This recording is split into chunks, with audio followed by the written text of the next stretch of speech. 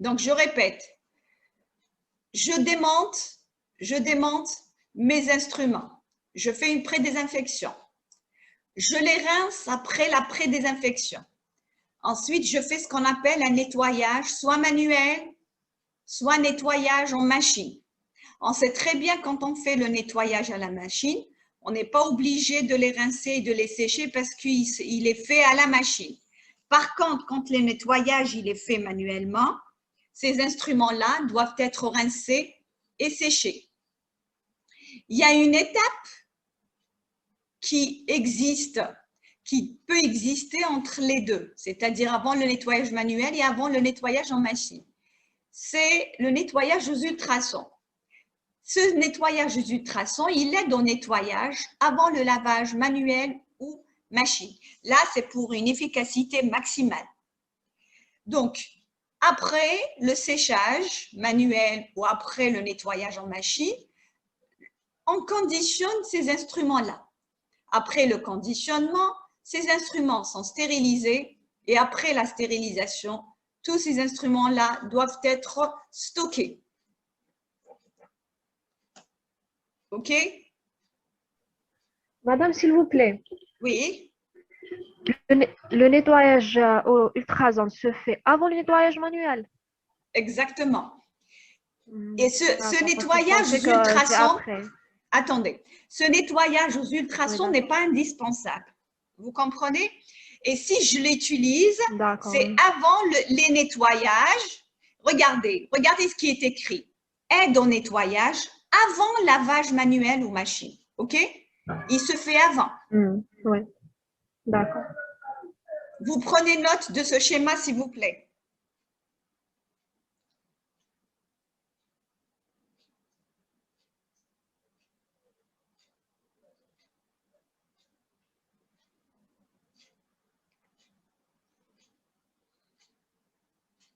D'autres questions?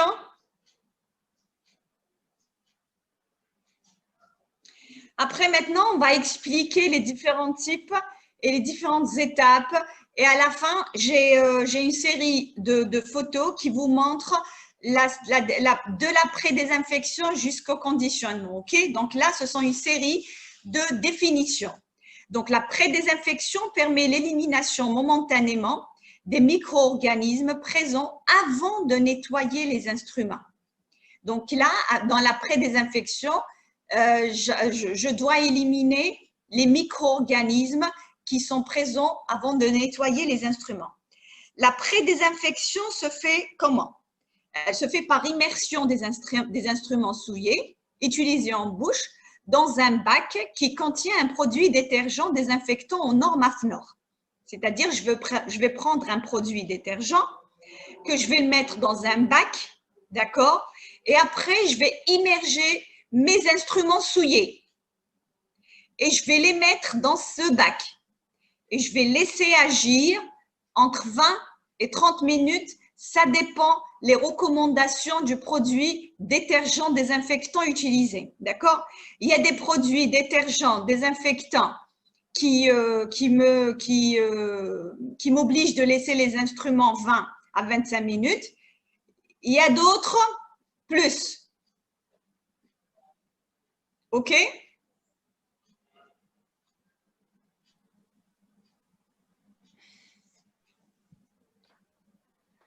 Ensuite, le nettoyage. Le nettoyage, c'est quoi? Donc, j'ai dit que les nettoyages, c'est l'ensemble des opérations visant à éliminer les salissures des objets traités, les matériels pré-désinfectés sortis du bac, c'est-à-dire que ces matériels-là, une fois sont pré-désinfectés, ils seront sortis de ce bac-là, ils seront rincés abondamment et après, je vais commencer à le nettoyer. Comment je les nettoie? C'est par l'élimination de ces salissures des objets traités. Donc, soit, comme je l'ai dit, se fait par nettoyage manuel avec brossage du matériel, soit un nettoyage par ultrason, soit un nettoyage en machine à laver, adapté aux dispositifs médicaux. Donc, cette machine qui a un simple laveur équipé d'un système d'aspersion, elle doit assurer un séchage parfait, porte fermée, Est-ce que vous comprenez? Donc, ces produits-là, je vais les retirer du bac. Je vais les retirer du bac. Je vais les rincer abondamment. Ensuite, je vais les nettoyer, soit par nettoyage manuel en frottant et en enlevant toutes les salissures et les particules qui adhèrent aux instruments, soit en machine, soit aux ultrasons. C'est-à-dire, si je fais aux ultrasons, je suis obligée de repasser par la suite au manuel ou en machine. Ensuite, je rince, j'assèche mes instruments et je les laisse à l'air libre sécher avant de les essuyer avec un chiffon non tissé. OK? Ça, c'est pour le nettoyage. Maintenant, on va voir ce que c'est les automates. Donc, ces automates-là, Monsieur Boussa'a ou Bensa'a, vous êtes là? Oui, oui, je vous entends. Voilà. Tout à l'heure, vous m'avez parlé de turbine. D'accord? Oui. Donc, ces turbines-là, la turbine, c'est un instrument rotatif. Oui, bien sûr. Cette turbine, je ne peux pas la plonger dans de l'eau. Que ce soit la turbine, que ce soit le compte-rendre, tout instrument rotatif ne peut pas être plongé dans un bac. OK? Donc, grâce à ces automates, on peut nettoyer, lubrifier jusqu'à stériliser en passant par la désinfection de ces appareils rotatifs. Est-ce que vous avez compris? Et comment ça se passe cette opération? Je vais vous montrer. C'est simple. Vous prenez, déjà, cet automate, c'est un appareil. Je vais prendre mon contre-angle, je vais prendre ma turbine que je vais placer dans ça. Attendez, je vais vous montrer l'automate et on revient. D'accord? Comme ça. Voilà, c'est ça l'automate. Vous voyez? Je place mon contre-angle, ma turbine, je ferme. Donc, ça fait le nettoyage, ça fait la désinfection et ça fait la stérilisation de mes instruments rotatifs. D'accord? D'accord. Donc, le rinçage, on a dit qu'il est réalisé de façon manuelle ou automatique. Un rinçage abondant est obligatoire après l'action des détersions. On est obligé de rincer nos instruments. Après, le rinçage, c'est le séchage. Les matériels qui doivent être stérilisés sont soumis préalablement à un séchage soigneux à l'aide de supports non tissés propres à usage unique ou d'une machine à sécher ou encore à l'air comprimé filtré. D'accord? Donc, le séchage peut être fait soit avec un support qui n'est pas tissé pour ne pas abîmer les instruments, ou avec une machine à sécher, ou encore avec de l'air comprimé filtré. C'est difficile d'avoir cet air filtré. On peut avoir de l'air comprimé, mais filtré, ce n'est pas aussi évident que ça. Après le séchage, c'est le conditionnement. Les instruments doivent être conditionnés. Qu'est-ce que ça veut dire le conditionnement? Qu'est-ce que ça veut dire le conditionnement? Emballé. C'est-à-dire les mettre dans quoi? Dans des sachets. À peu près c'est ça. Donc, dans un emballage. Les conditionnements réutilisables comprennent des conteneurs parce que on peut ne pas conditionner dans des paquets. On les conditionne dans des boîtes en aluminium, ok, ou en acier inoxydable qui sont étanches et munis de filtres ou de soupapes. Il existe aussi des conditionnements à usage unique, c'est-à-dire il y a deux types de conditionnement. On a le conditionnement réutilisable et on a les conditionnements à usage unique. Les conditionnements à usage unique, ce sont les constitués de sachets de gaines de stérilisation ou en papier ou en plastique et dont les qualités, bien sûr, doivent répondre aux normes. Pour qu'un objet stérilisé dans un autoclave conserve son état stérile, il doit être emballé préalablement à la stérilisation. Ça veut dire que si je dois stériliser un objet, le conditionnement ou l'emballage doit être fait avant l'étape de la stérilisation. Le conditionnement doit être perméable à l'agent stérilisant, assurer une protection contre la recontamination et posséder un témoin de stérilisation changeant de couleur. Parce que vous savez, quand moi je prends un instrument et je le conditionne et je le stérilise, cette stérilisation n'est pas à vie, d'accord? En général, l'instrument, il reste stérilisé quand il est bien emballé, quand le conditionnement d'emballage est maximal, ça peut rester jusqu'à 6 mois. Donc, c'est pour cela que normalement, sur le paquet d'emballage, avant le stockage, je dois mettre la date de la stérilisation.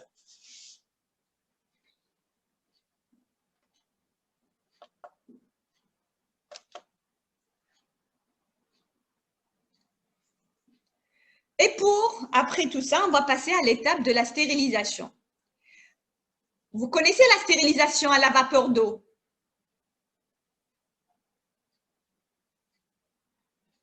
Je vous écoute. Oui, La madame, se fait à stérilisation à la l'autoclave. vapeur. Pardon? Oui, madame, elle se fait à l'autoclave. Se fait à l'autoclave. Et vous Ouais, savez très bien… moderne. Pardon? C'est plus moderne, normalement. Comment? C'est une nouvelle technique. C'est partie des La dernières nouvelle, techniques. à la vapeur. Oui. Quelques années quand même, c'est pas très nouveau. D'accord? C'est pas très, très nouveau. Mais c'est une stérilisation à la vapeur d'eau. D'accord? C'est le procédé de référence en l'état actuel de nos connaissances. D'accord? Donc, Voilà. un cabinet qui fait toujours sa stérilisation au Poupinel, c'est absurde. D'accord? D'ailleurs, les responsables de la santé, quand ils font des contrôles et quand ils passent dans les cabinets et ils trouvent un cabinard toujours avec un Poupinel, vous savez qu'on lui ferme carrément le cabinet. Et on lui fait carrément une pénalité. Donc, on a dit que la stérilisation à la vapeur d'eau est le procédé de référence en l'état actuel de nos connaissances. L'agent stérilisant à la vapeur d'eau saturée à une température de plus de 100 degrés Celsius, donc sous pression avec système de prévide. Cette vapeur doit être exempte d'impuretés afin de ne pas causer des dégâts aux instruments et à l'autoclave. Vous savez maintenant quand on dit à la vapeur d'eau, mais normalement, on n'utilise pas de l'eau claire, c'est de l'eau destillée. Pourquoi l'eau destillée? Parce qu'il y a moins d'impuretés. Parce que si je vais utiliser, c'est comme quand vous prenez du fer à repasser, le fer à repasser et vous l'utilisez, vous mettez de l'eau de robinet normale. Donc, ça peut donner du calcaire, ça peut donner des obstructions, des trous, et par la suite, ça peut causer des dégâts à l'appareil. OK? Donc, c'est pour cela que pour l'agent stérilisant, on n'utilise pas de l'eau de robinet normale, on utilise de l'eau destillée.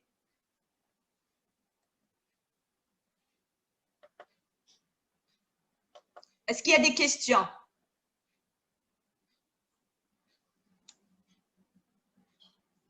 Des questions?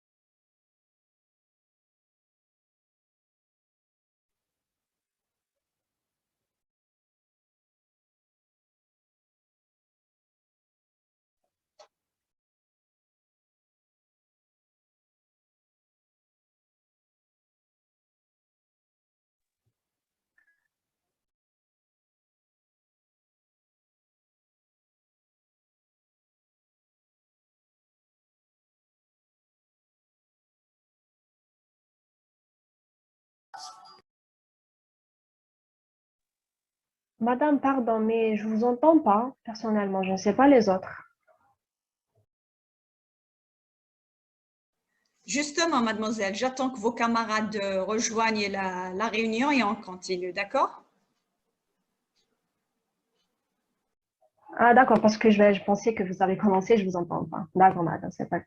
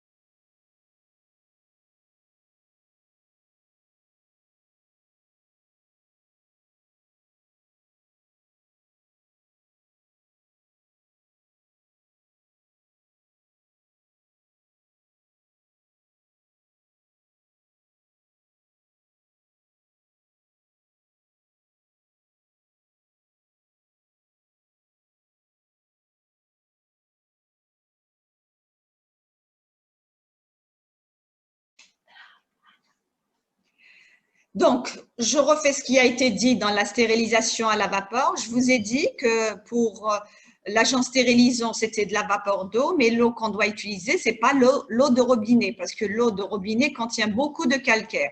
Il faut utiliser une eau qui ne contient pas de calcaire, spécialement l'eau distillée, pour éviter qu'il y ait des impuretés qui peuvent causer des dégâts aux instruments et à l'autoclave. OK?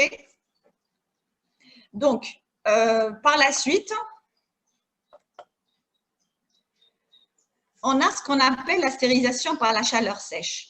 La chaleur sèche, ça a été abandonné, ça a été fait par le Popinel. Ce procédé, il ne convient qu'aux instruments résistants à la température. Je vais vous donner un exemple. Nous, auparavant, quand on avait les Popinel, vous savez que les miroirs, on n'avait pas le droit de les mettre dans le Popinel. Donc, les miroirs étaient simplement désinfectés. On ne pouvait pas les stériliser, vous imaginez, parce que si on mettait un miroir dans le Popinel, ça risquait l'explosion carrément de ce miroir-là. Parce que les miroirs ne peuvent pas résister à une température supérieure à 180 degrés. Donc maintenant, tant mieux, alhamdoulilah, avec l'autoclave, avec la chaleur humide, on peut mettre les miroirs, on peut mettre tout instrument au niveau de cette autoclave. Donc, la stérilisation par la chaleur sèche est à proscrire car l'efficacité est aléatoire. Je vais vous expliquer pourquoi on dit qu'elle est aléatoire.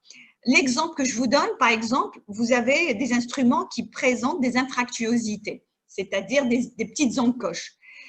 À la chaleur sèche, ces encoches-là ne pouvaient pas être stérilisées efficacement. Donc, on était obligé de les stériliser par l'autoclave. OK ? C'est pour ça qu'on dit que cette stérilisation est à proscrire car l'efficacité est aléatoire. Et il existe aussi une stérilisation par les vapeurs de formol. Elle est utilisée pour les instruments fragiles qui ne pouvant pas supporter une température supérieure à 50 à 60 degrés. Il y a d'autres moyens de stérilisation. On a la stérilisation à l'oxyde d'éthyle, stérilisation par les radiations, les rayons gamma et la stérilisation au gaz. OK ? Est-ce que vous avez noté tous les types de stérilisation? Donc, on a la stérilisation à la vapeur d'eau, par la chaleur sèche, par les vapeurs de formol, stérilisation à l'oxyde d'éthyle, stérilisation par les radiations et stérilisation au gaz. OK. Je répète toujours, vous devez prendre note.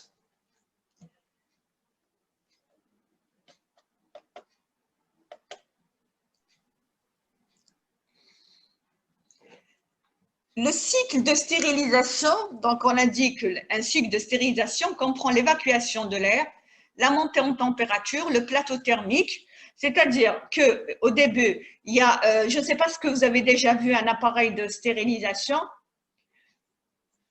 si vous avez vu un appareil de stérilisation, donc au début, il y a une évacuation de l'eau et par la suite, il y a la température qui monte, la température d'eau qui monte doucement et après, ça va arriver à un certain niveau de température et après, il y a un plateau. Qu'est-ce que ça veut dire un plateau? Il va y avoir une température qui va persister à une durée que nous-mêmes, nous l'avons programmée et par la suite, il y a une descente progressive de la température et après, le retour à la pression atmosphérique. Donc, ce plateau thermique, c'est-à-dire cette température constante, correspond à la phase de stérilisation. Les paramètres choisis pour tout le cycle sont ceux du plateau thermique. Donc, la stérilisation nécessite une température de 134 degrés maintenue pendant 18 minutes. Donc, quand je vous dis 18 minutes, maintenant, nous, personnellement, on a un plateau, plutôt un autoclave dans le service où la stérilisation, elle prend moins de 18 minutes. Tant mieux pour nous, parce que vous imaginez, si à chaque fois, on doit stériliser les instruments et ça prend plus de 18 minutes avec le manque de matériel qu'on a, donc ça peut nous causer beaucoup de problèmes. Le stockage. Les emballages contenant des dispositifs médicaux seront stockés dans un endroit sec, dans une armoire fermée ou dans des tiroirs. Les dates de stérilisation et de péremption seront indiquées sur les emballages. Donc là, on parle du stockage. Et là, je vous ai préparé une série de diapos. Vous allez voir les photos de comment la stérilisation va se faire. Donc là, c'est une image d'un autoclave. OK? Donc là, c'est un autoclave ouvert. Vous voyez, on peut mettre le champ. Et là, rappelez-vous comment on appelle cette boîte. C'est quoi ça? Qu'est-ce qu'on avait dit? Conteneur. Conteneur. Oui, un conteneur, oui. Et c'est un conditionnement réutilisable. D'accord? OK? Donc là, c'est un poupinel. C'est un poupinel. Madame. Oui. Oui.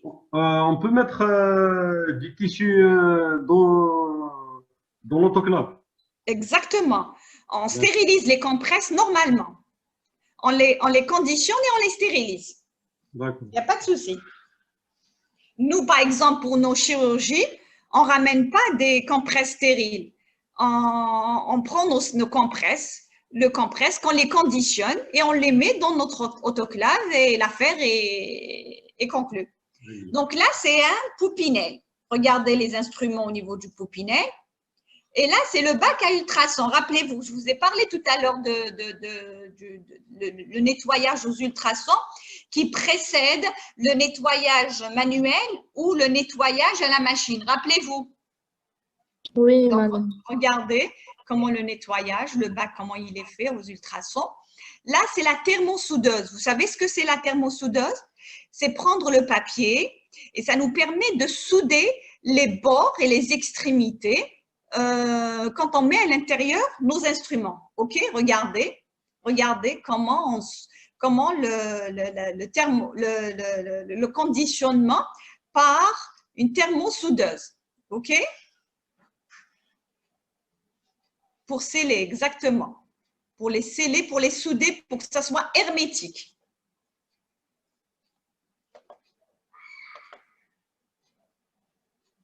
Là, c'est un bac de pré-désinfection. Rappelez-vous, on avait dit que dans le bac de pré-désinfection, on mettait un produit, un détergent dans lequel les instruments sont immergés à l'intérieur. OK? On les laisse reposer ces instruments. Ensuite, le nettoyage de quoi? De ces instruments. Ces instruments doivent être rincés abondamment. Le séchage de ces instruments. Rappelez-vous, on avait dit que le séchage,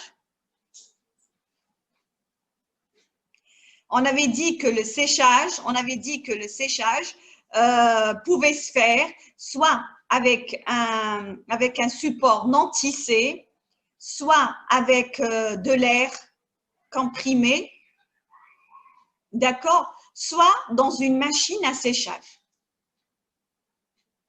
Regardez là, le séchage des instruments.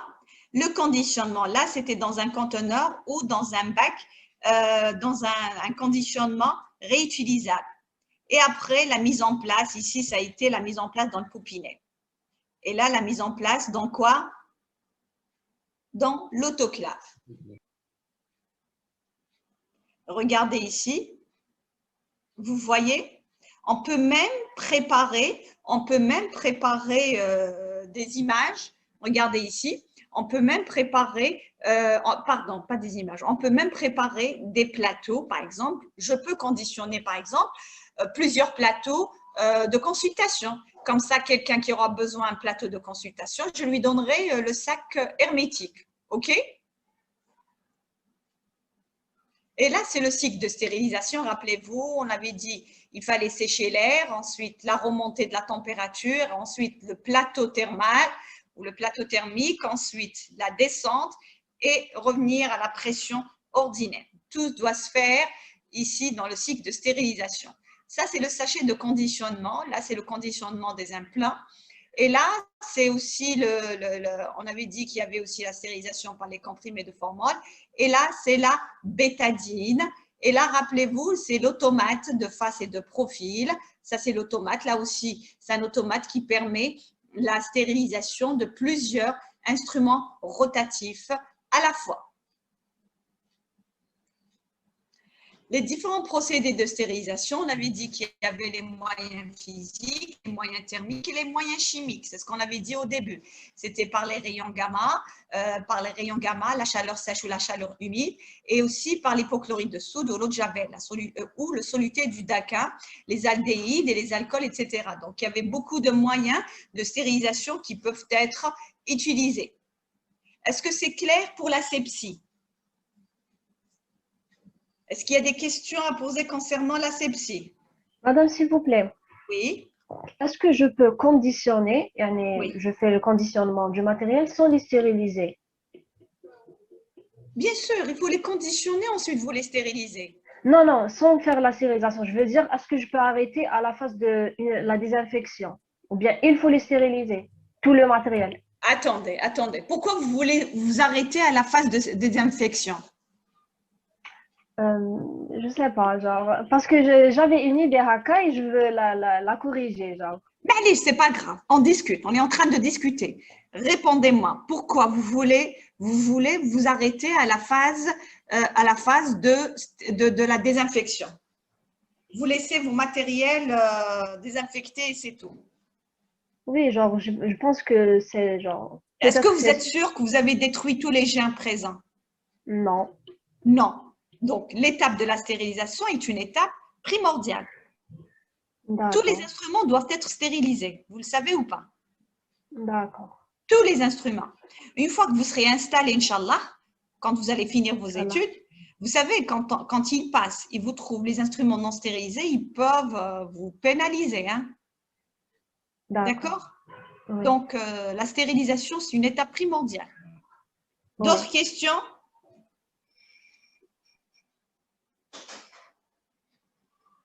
Madame, Oui. est-ce qu'entre chaque patient, il faut stériliser la turbine?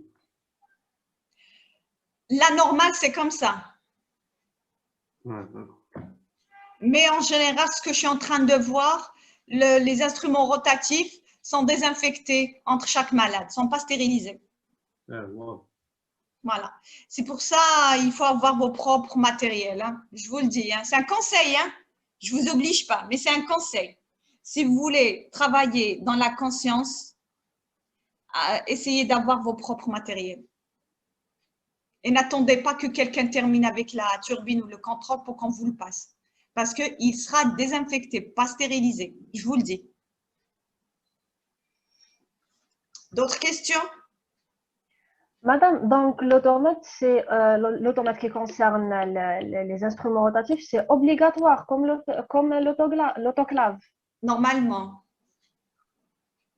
D'accord. Mais vous le verrez pas. Oui, Peut-être dans des grands cabinets. Parce que lui, imaginez-vous s'il va stériliser les instruments rotatifs. Il doit en avoir beaucoup, d'accord? Parce que là, Le malade, par exemple, il est sorti. Il y a un autre malade qui a besoin aussi de la turbine. Il ne peut pas, normalement, dans la logique, il ne reprend pas la même turbine. Mais ce n'est pas rentable. Toute une question d'argent. Et dans les hôpitaux, il y a l'automate. Non, Non. non, non. Donc, on désinfecte seulement. On sait Oui, pas, je ne sais les pas en instruments OC. rotatifs. Je ne sais pas si en OC, ils l'ont acheté ou pas.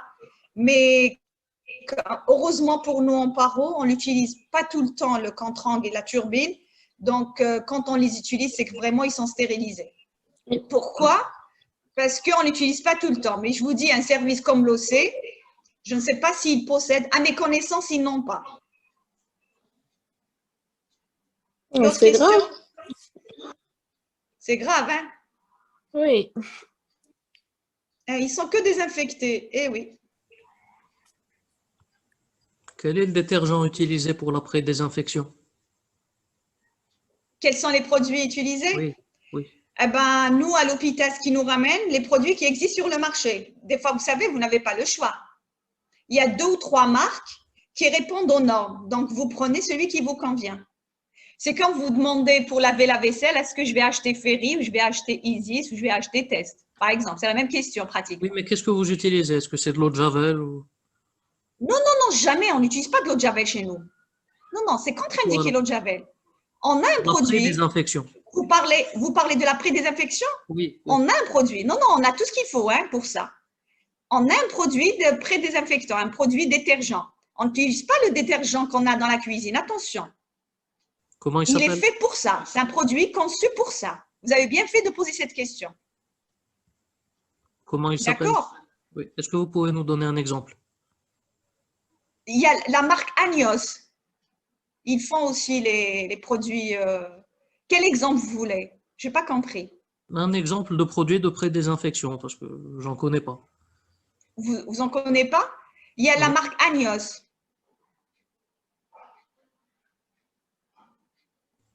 D'accord, merci. Mais le produit qu'on a en ce moment au service, c'est un produit algérien. Je ne peux pas vous dire quelle marque. D'accord. C'est une production. D'ailleurs, maintenant, on n'utilise que la production nationale, algérienne. Les bavettes, les gants, on est en train d'encourager, quoi. Mais Et je ils ne vous sont dis pas la efficaces. qualité. Pardon? Ils sont efficaces. Qu'est-ce qui est efficace? Les Les bavettes produits locaux. qu'on nous ramène, moi personnellement, je les double. Quand je mets une bavette de l'hôpital, je la double parce que je sais que ce n'est pas vraiment efficace. La paire de gants, des fois, quand vous mettez la paire de gants, elle se déchire au moment quand vous la mettez. Quoi d'autre? Le produit détergent, jusqu'à présent, alhamdoulilah, on essaye de faire de notre mieux. Il est bien, c'est-à-dire, on essaye de le concentrer, quoi. OK? C'est-à-dire, au lieu de laisser le produit immerger pendant 20 minutes, on le laisse 30-35 minutes. Mais je vous dis, c'est un produit qui est conçu pour ça. D'accord. On ne met pas attention, parce que la connaissance, parce que beaucoup de personnes qui n'ont pas fait de formation d'asepsie, de stérilisation, ils lavent les instruments avec Isis, l'eau de Javel. Non. Parce que Isis, le liquide vaisselle et l'eau de Javel abîment les instruments. D'accord? Les instruments sont abîmés par les liquides vaisselle. Parce que le liquide vaisselle, il est conçu pour la vaisselle. Il n'est pas conçu pour les instruments. Donc, c'est pour cela qu'il y a un produit bien spécifique avec lequel on fait la phase de la pré-désinfection. Attention, M. Chedja, on ne lève pas les instruments avec l'eau de Javel. D'accord. Même le fauteuil, il n'est pas désinfecté par de l'eau de Javel. Il y a un produit spécial. Parce que l'eau de Javel abîme aussi les fauteuils dentaires. OK? Rien n'est lavé avec l'eau de Javel. Même le crachoir, avec un produit désinfectant. OK? D'autres questions? C'est intéressant que vous posez ce genre de questions. Vous vous intéressez à l'asepsie. D'autres questions?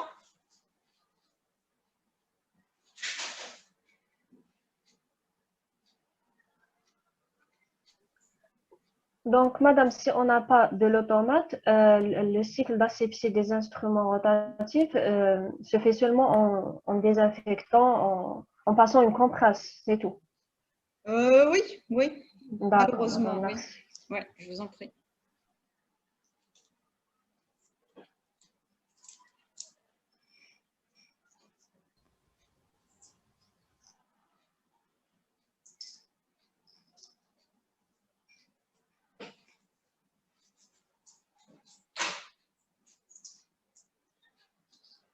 D'autres questions?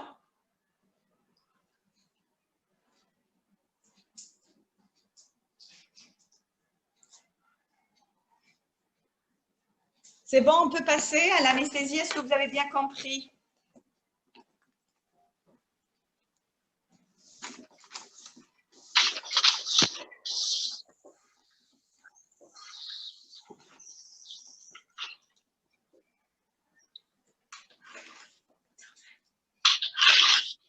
Madame, Oui.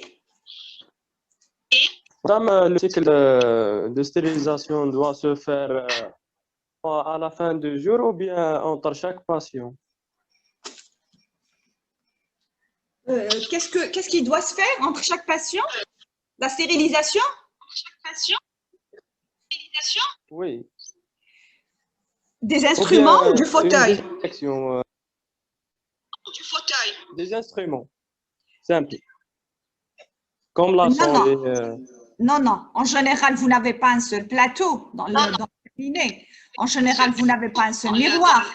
Donc, au moins 6 à 7 malades, vous collectez tous les instruments, vous les mettez vous les plongez dans le produit détergent et vous faites votre cycle de désinfection, de stérilisation et ainsi de suite.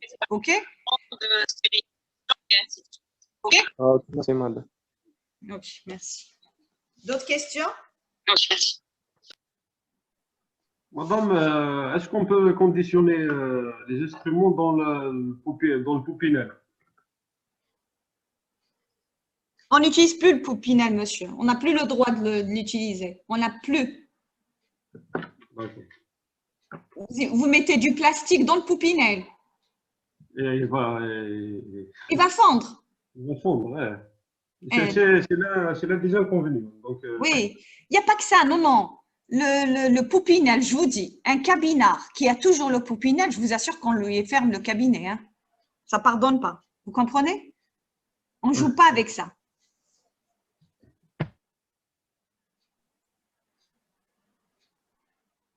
D'autres questions, c'est bon? Donc là, on va passer à l'anesthésie. L'anesthésie, c'est juste des petites définitions à connaître et à retenir. Donc, on a dit qu'un anesthésique local, c'est quoi? C'est une substance médicamenteuse qui, mise au contact des tissus, va bloquer la conduction de l'influx nerveux sans altérer ni la conscience ni la sensibilité générale. D'après vous, qu'est-ce qui altère la conscience? C'est quel type d'anesthésie qui altère la conscience? Quel type? Anesthésie générale. L'anesthésie générale. D'après vous, c'est quoi la différence entre l'anesthésie générale et l'anesthésie locale? C'est le mode d'administration. Le mode d'administration, oui.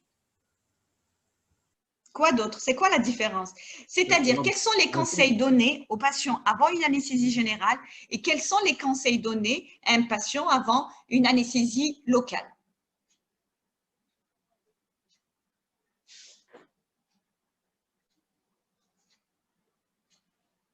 J'attends vos réponses.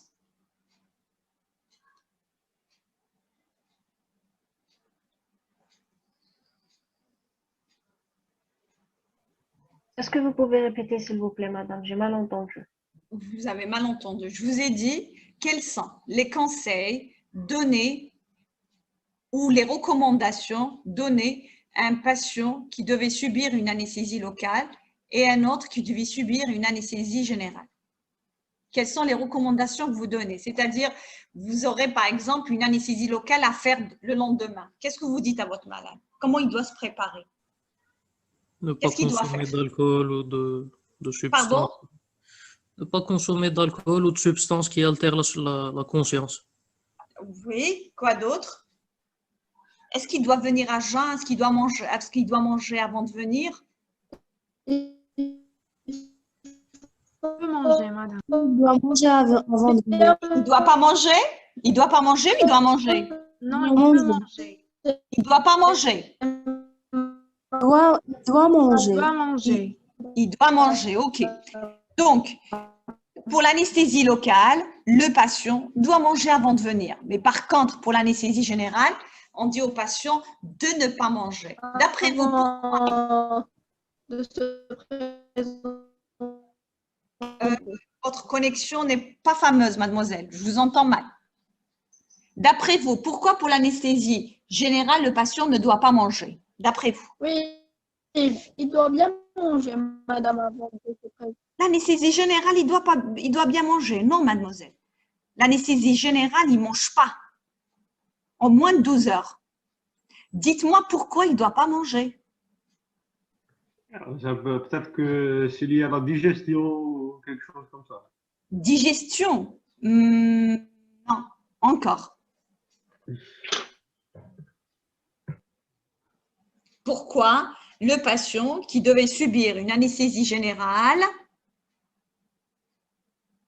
ne doit pas manger avant? Par exemple, s'il devait subir une intervention le lendemain, par exemple à 8 heures, il arrête de manger à 8 heures le soir. Pourquoi? Madame, après l'opération, Ils ont tendance à vomir. Exactement. Le patient risque de vomir, risque de faire une fausse route, risque d'asphyxie. D'accord? Donc, en général, on recommande aux patients pour une anesthésie générale. Et vous savez pourquoi il vomit? Pourquoi la personne vomit? Quand je dis la personne, pas toutes les personnes. Pourquoi il y a certaines personnes qui vomissent après, le réveil, c'est-à-dire après une anesthésie générale. C'est très simple parce que vous savez que quand on fait une anesthésie générale, il y a un relâchement pratiquement de tous les muscles à part le muscle cardiaque, ça on le sait. Donc, ces muscles, quand ils sont relâchés, au moment du réveil, il y a le réveil aussi de ces muscles. Il y a le réveil aussi de ces sphincters, c'est-à-dire les orifices des organes, y compris l'entrée de l'estomac. Donc, il va y avoir des petites contractions. Et ces contractions-là de l'entrée de l'estomac pouvaient donner les nausées, voire même des petits vomissements quand l'estomac est plein. Vous comprenez?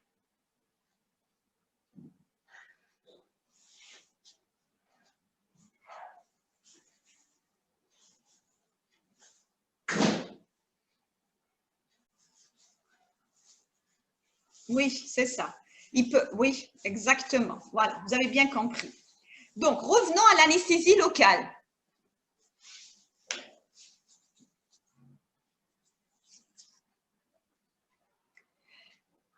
L'anesthésie locale, par contre, le patient doit manger pour éviter le risque de faire une hypoglycémie, d'accord, pour éviter le risque de faire un malaise. Donc, on dit au patient de manger et de venir nous voir.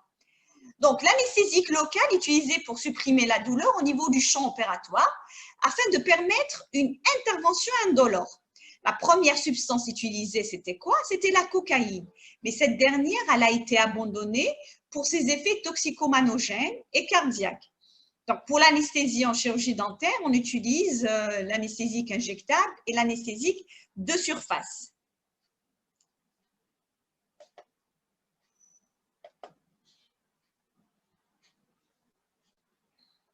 Les anesthésiques injectables.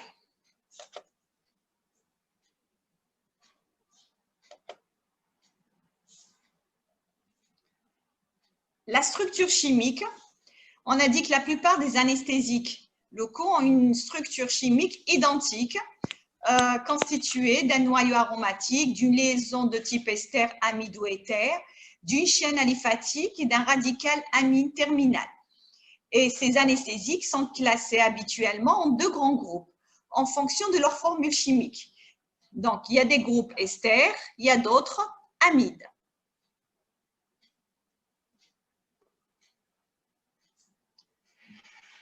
Pour les types ester, on connaît la procaïne, la tétracaïne, la novocaïne, la butacaïne. Donc, ces anesthésiques de ce groupe sont dégradés par les enzymes hépatiques et plasmatiques et peu stables, ils ont un effet de courte durée. Actuellement, les anesthésiques procaïniques ne sont pratiquement plus utilisés en pratique odontostomatologique, mais excepté les patients qui ont une allergie au groupe amide. D'accord? Donc, pour le groupe amide, tout le monde connaît la xylocaïne, l'idocaïne, l'ignocaïne, qui est une molécule anesthésique qui est dérivée de l'actétanilide. Elle possède une efficacité chimiothérapique plus élevée que celle de la procaïne. C'est pour ça que la xylocaïne est recommandée en dentisterie plus que la procaïne. Mais pour vous dire qu'il y a des patients, il faut faire très attention au moment de l'interrogatoire, il y a des patients qui ont une allergie à la xylocaïne. Pour ces malades-là, on est obligé d'utiliser le groupe ester, principalement la procaïne. C'est bon? Vous avez pris note?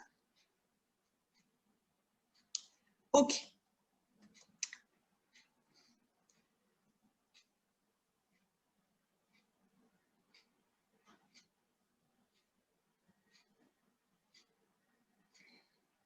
Ok. La vasoconstriction. La vasoconstriction, c'est quoi? C'est la diminution du calibre des vaisseaux par la contraction de leur musculature lisse, contrairement pour les substances sans vasoconstricteur. La vasoconstriction, l'avantage qu'elle a, c'est qu'elle n'entraîne pas d'hémorragie. OK?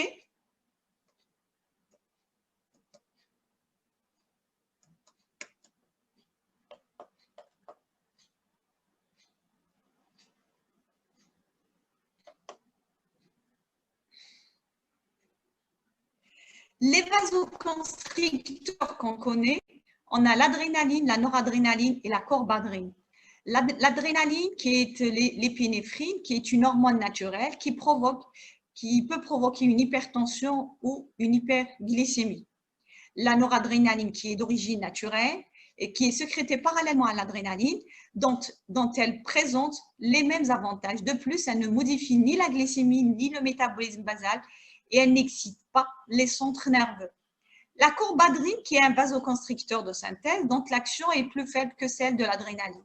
Donc, vous, quand vous avez en face de vous un patient qui est hypertendu, qui est diabétique, vaut mieux ne pas utiliser l'adrénaline, vous utiliserez la noradrénaline. OK? Donc, ce sont les différents types de vasoconstricteurs. C'est bon?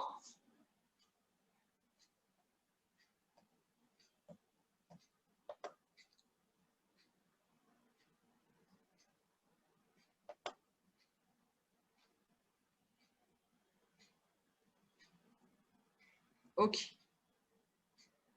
Donc, il existe deux types d'anesthésiques locaux. On a avec vasoconstricteur et sans vasoconstricteur.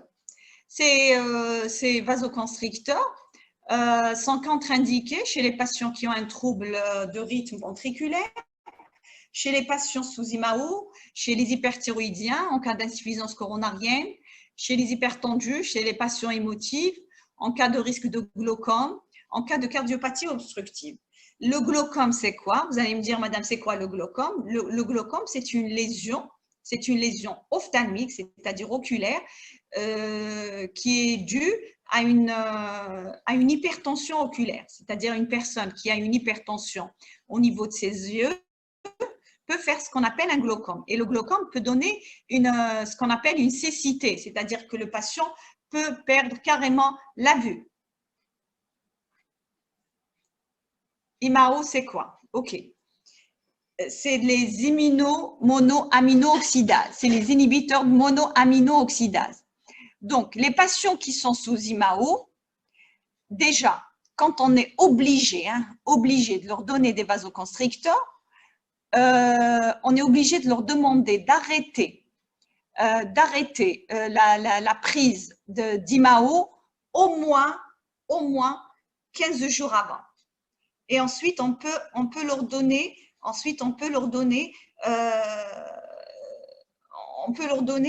comment on appelle ça? on peut leur donner de vasoconstricteur. Mais un patient qui est sous IMAO, inhibiteur de la monoamino-oxydase, ces patients-là ont un problème antidépresseur, d'accord? C'est un antidépresseur, les IMAO. Mais vous imaginez, donc IMAO, il a déjà un excès d'adrénaline.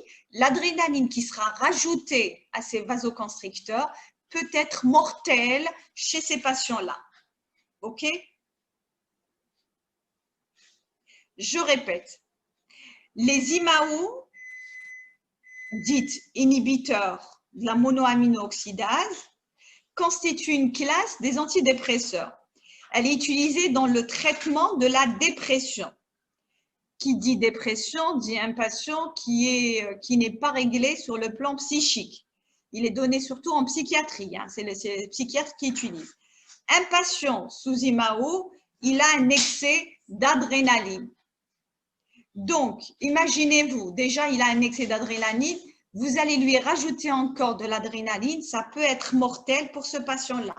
Donc, chez un patient sous IMAO, chez lequel on est obligé de donner un vasoconstricteur, il doit y avoir un arrêt de vasoconstricteur, l'arrêt de l'IMAO pendant au moins 14 jours et ensuite le reprendre par la suite. D'autres questions?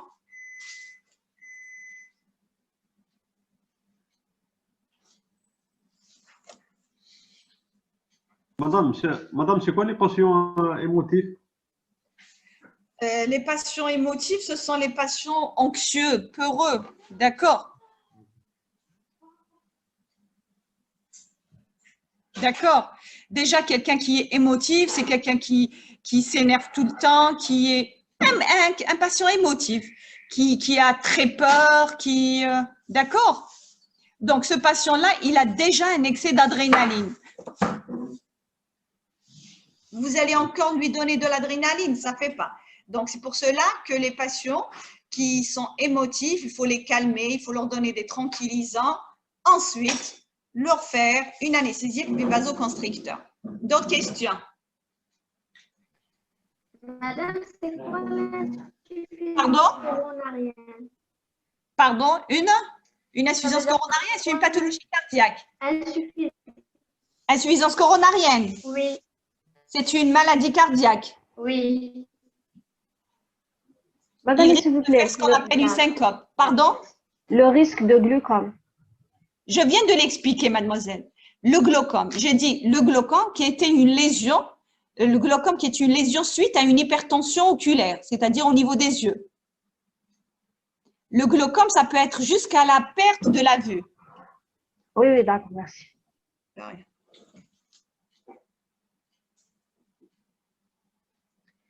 L'hyperthyroïdie, vous voulez savoir ce que c'est l'hyperthyroïdie?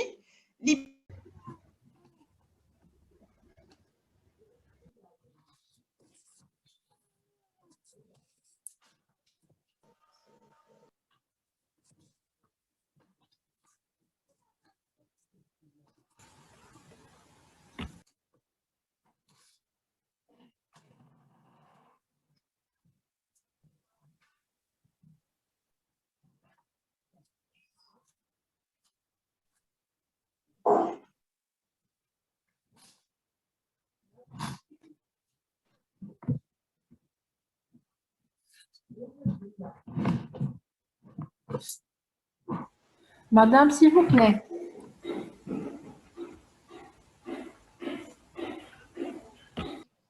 Oui. Si par exemple, un patient hypertendu ou bien émotif, il se présente, donc on utilisera des anesthésies locales sans vasoconstricteur ou bien avec vasoconstricteur, mais avec une basse quantité. Ce qui est bien maintenant sur le marché, c'est que ça existe des carpules d'anesthésie avec une concentration de vasoconstricteurs différente. D'accord? Quand on est obligé, parce que des fois, je vais vous expliquer. Moi, je parle du point de vue paro. Hein. Je parle du point de vue paro. Par exemple, j'ai une chirurgie à faire et je sais que la chirurgie, ça va beaucoup saigner. Vous m'entendez bien? Oui, Ça madame. va beaucoup saigner. Et je sais, si je vais travailler sans vasoconstricteur, le champ opératoire ne sera pas très propre. Donc là, je préconise un vasoconstricteur de très faible concentration. D'accord? Mais normalement, non. Normalement, il est hypertendu, je n'utilise pas. Sauf si j'ai de la noradrénaline, je peux utiliser la noradrénaline, il n'y a aucun problème. Mais si j'ai uniquement adrénaline, non. Est-ce que vous comprenez? Normalement, Oui, c'est une contre-indication oui. pour l'adrénaline. Mais la noradrénaline, ça ne pose aucun problème.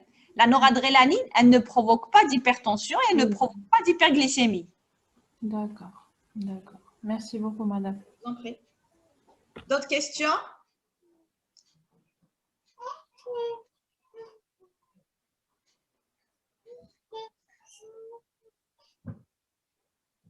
Donc, est-ce que vous avez compris les anesthésies? Parce que là, j'ai survolé juste les grandes lignes de l'anesthésie. Donc, il existe les anesthésiques de surface. Pour ces anesthésiques de surface, j'ai dit qu'on utilise la cryothérapie. Donc, des fois, il y a des patients chez lesquels des patients qu'on ne peut pas faire un détartrage convenablement. Ils ne vous laissent pas travailler. Ils vous laissent pas travailler. Ce genre de patients, on peut faire ce qu'on appelle la cryothérapie ou par exemple une anesthésie de surface pour qu'ils nous laissent travailler. Donc, cette anesthésie de surface peut se faire soit par pulvérisation, soit par tamponnement ou par attouchement. D'accord? Par exemple, pour percer un abcès parodontal, je peux utiliser de la cryothérapie ou l'anesthésie de surface, mais je ne peux pas utiliser une anesthésie injectable. Qu'est-ce qu'elle a, l'hyperthyroïdie? Ah, vous n'avez pas compris ce que c'était l'hyperthyroïdie? L'hyperthyroïdie, déjà, hyper, le mot hyper, qu'est-ce que ça veut dire hyper? Ça veut dire une activité exagérée. OK? Excès. Excès, exactement. Donc, l'hyperthyroïdie, c'est un travail en excès de la thyroïde. Donc, quand le patient il a une hyperthyroïdie, on n'a pas le droit d'utiliser de l'anesthésie avec vasoconstricteur. Déjà, lui, il a une sécrétion exagérée des hormones. Vous allez encore lui faire une anesthésie avec vasoconstricteur, ça va encore augmenter ce taux de production. Donc, c'est pour cela que les patients hyperthyroïdiens, on ne leur utilise pas des anesthésiques avec vasoconstricteur. OK, mademoiselle Ima Mouina.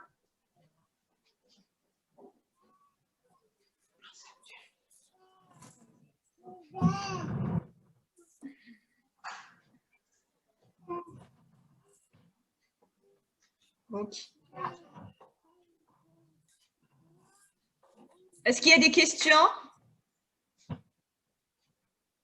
Donc, vous allez me dire, est-ce que madame, on fait… Vous ne m'avez pas posé de questions, moi je poserai des questions. Est-ce qu'on peut faire un détartrage avec de l'anesthésie? Est-ce que le détartrage peut se faire avec anesthésie ou non? Et dans quel cas?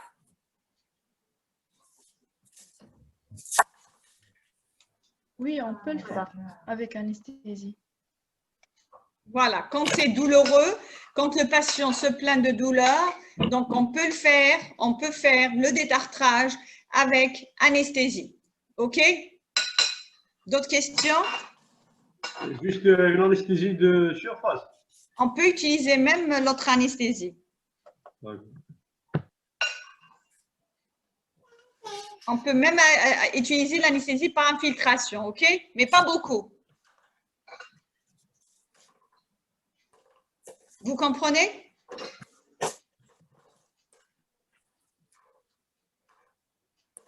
Il y a des patients, quand vous travaillez aux ultrasons, ils ne supportent pas le bruit. Donc là aussi, on est obligé de leur faire de l'anesthésie pour travailler. Est-ce qu'il y a d'autres questions?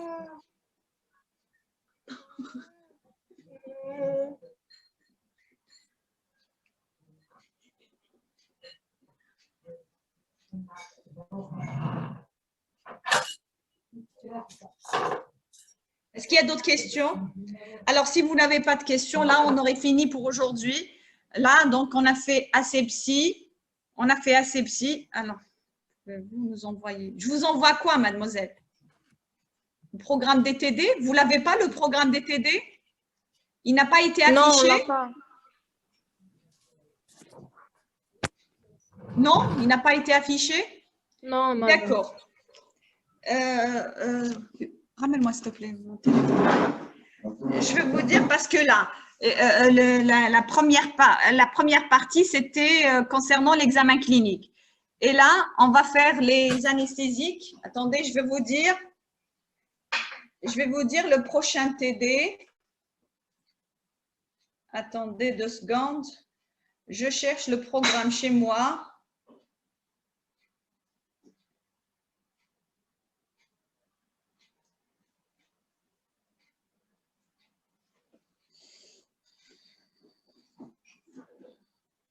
Alors, donc là, instrumentation parodontale, l'asepsie, l'anesthésie. Ensuite, on a la prémédication, la médication. Vous pouvez répéter la partie de la cryothérapie. D'accord, donc la semaine prochaine, le dimanche, Inch'Allah, on fera la prémédication et la médication. OK? C'est très intéressant, la prémédication et la médication. Vous avez bien fait de me le faire rappeler. Parce que là, on aura besoin de… Rappelez-vous, je vous ai envoyé avec vos responsables, je vous ai envoyé, comment on appelle ça, le document concernant les recommandations. S'il vous plaît, ça serait bien de l'avoir en face de vous ce jour-là. Et je vous ai envoyé aussi la fiche navette donnée aux patients. Ça serait bien aussi de l'avoir en face de vous. OK ? Donc, je répète, ça serait bien d'avoir pour la séance prochaine, le document concernant les recommandations d'antibiotiques et aussi la fiche navette qu'on doit envoyer au médecin traitant, de la ramener avec vous, de l'avoir avec vous dimanche, OK? Et le programme, je vais essayer de vous l'envoyer. Il ne nous reste pas beaucoup et on le finira et après on fixera la date. Donc, il nous reste… les points d'appui, le détartrage, surfaçage, point d'appui, et ensuite la projection des cas cliniques et on aurait fini le programme. Donc, il ne nous reste pas beaucoup. En tout et pour tout, 3 séances, 3-4 séances maximum. Madame, on OK? n'a pas fait l'instrumentation. Pardon? On n'a pas fait l'instrumentation. On n'a pas fait l'instrumentation. Ça va être le même jour que le détartrage. Avant d'entamer le détartrage, on fera l'instrumentation. Madame, Oui? après le CC de paro, on n'aura plus de TD de paro. Ah, je ne sais pas qu'est-ce qu'il va y avoir. Je ne sais plus. Je ne sais pas qu'est-ce qu'il va y avoir. Je ne sais pas qu'est-ce qu'il va y avoir. Qui n'a pas compris la cryothérapie? Qui n'a pas compris la cryothérapie? Imam Louina. Donc, la cryothérapie, c'est de l'anesthésie par réfrigération. C'est comme si vous marchez dans de la neige ou, par exemple, vous touchez de l'eau glacée. Par la suite, vous ne sentez plus vos extrémités. C'est le même principe, la cryoanesthésie. Donc, ça travaille par refroidissement de l'endroit. Ce qu'on appelle, il y a une marque qu'on connaît, c'est le Kellen. Le Kellen, c'est un truc qu'on vaporise, l'endroit qu'on veut anesthésier et par la suite, on a une insensibilité de l'endroit qu'on a appliqué le Kellen. OK? Donc, la cryoanesthésie peut être utilisée carrément, par exemple, chez les enfants peureux ou chez même les patients émotifs. On leur fait de la cryothérapie, c'est-à-dire je prends mon spray de Kellen, je leur fais une anesthésie par refroidissement. Ensuite, je pique et je fais mon anesthésie, par exemple. D'accord? Donc, la cryoanesthésie peut être utilisée comme une étape pré-anesthésique, comme elle peut être utilisée comme une étape anesthésique qui précède l'acte parodontal, que ce soit un détartrage ou un curetage. Est-ce que c'est clair? Est-ce qu'il y a d'autres questions?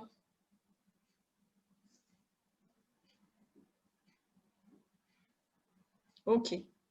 Donc, est-ce qu'il y a d'autres questions?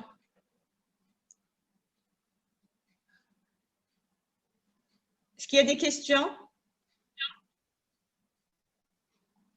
Donc, si vous n'avez pas de questions, on se quitte sur ça. Et on se voit, c'est-à-dire on se donne rendez-vous le dimanche. On se donne rendez-vous dimanche à 19h, c'est ça? Oui. Oui, Oui, donc madame. comme je vous ai dit, préparez le document que je vous ai envoyé et préparez aussi la fiche navette que j'ai envoyée avec une étudiante. Okay? Comme ça, vous allez mieux comprendre ce que je vais expliquer. Madame,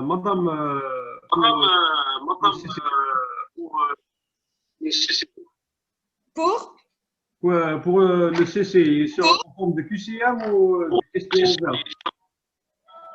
Et QCM, il sera comment? Le CC, il sera comment? QCM Ou questions ouvertes? Un cocktail. D'accord. OK?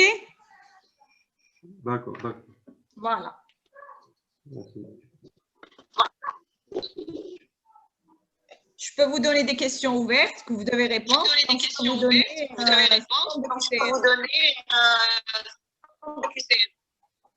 Mais le CC, ça va être en présentiel. Oui, madame. On le sait. D'accord. On fera une séance de révision. Avant le CC, après il va y avoir le CC. Dans la séance de révision, je vais essayer de répondre à toutes les questions. Madame, Oui. donc vous pouvez nous envoyer le support à la fin des séances TD? Non, je ne vous ai pas promis que j'allais vous envoyer. Je vous dis, tout ce que je vous projette, vous devez le prendre comme note et je vous laisse le temps de prendre note. Je n'envoie pas de support.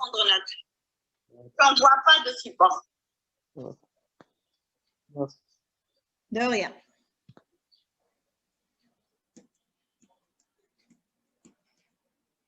D'accord, donc on se dit au revoir et bon courage pour vos examens. Et à dimanche, Inch'Allah.